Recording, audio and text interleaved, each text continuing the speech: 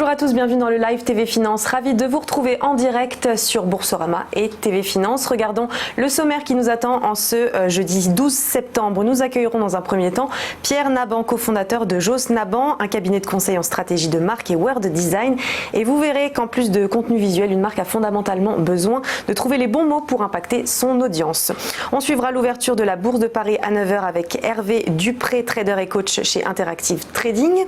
Puis les market movers seront analysés par Bernard Prats-Desclos, trader pour compte propre. Ensuite, dans la première partie de Paroles de dirigeants, vous découvrirez Trinity Conseil avec Laetitia Gastelier, fondatrice de cette agence spécialisée dans le marketing collaboratif qui établit une vision commune à l'ensemble des collaborateurs et partenaires d'une marque.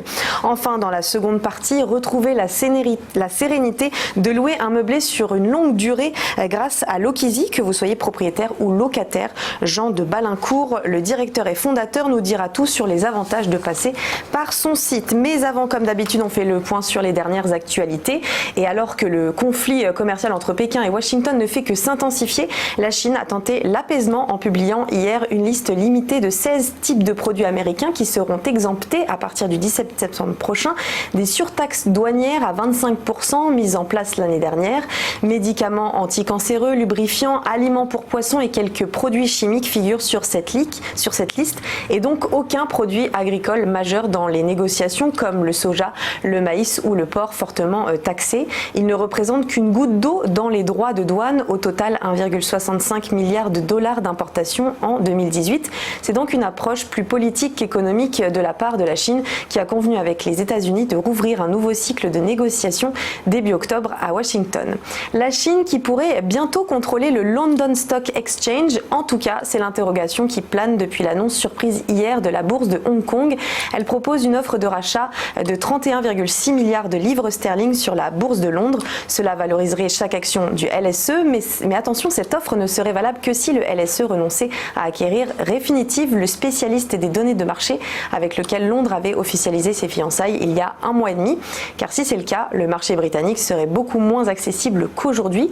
Comme réponse, le LSE a réagi assez froidement à l'offre de Hong Kong, confirmant une offre non sollicitée, préliminaire et hautement conditionnelle, et a également précisé qu'il restait attaché à son projet d'acquisition de Refinitiv sur lequel il continue d'effectuer de bons progrès. Enfin, attendez-vous demain à une grève importante de la RATP qui prévoit la fermeture de 10 lignes de métro et des RER très perturbés, tout comme les tramways et les bus en Ile-de-France. Une grève d'une ampleur inédite depuis plus de 10 ans, menée par l'intersyndicale du groupe qui appelle les agents à se mobiliser contre la réforme des retraites voulue par le gouvernement. Alors pour info, le trafic sera interrompu totalement sur les lignes 2, 3, 3 bis, 5, 6, 7 bis, 10, 11, 12 et 13. Il ne s'agit que du métro. Rendez-vous donc sur le site de la RATP ou en gare pour plus de détails. Et si la mobilisation s'annonce massive, c'est également parce qu'elle est préparée de longue date. Dès le 11 juillet, l'UNSA RATP affichait comme slogan « Tous ensemble, zéro trafic » le 13 septembre. Donc bon courage à ceux qui se déplaceront demain dans la capitale et en Ile-de-France. On fait maintenant un point sur la Bourse de Paris. Le CAC 40 a terminé en légère hausse hier, plus 0,44% à 5618,06 points. Du côté des indices internationaux, on notera le Dow Jones plus 0,85% à 27 137,04 points, le Nikkei plus 0,77% à 21 764,18 points, ou encore le DAX pas très loin, plus 0,74% à 12 359,07 points. A tout de suite pour notre première interview.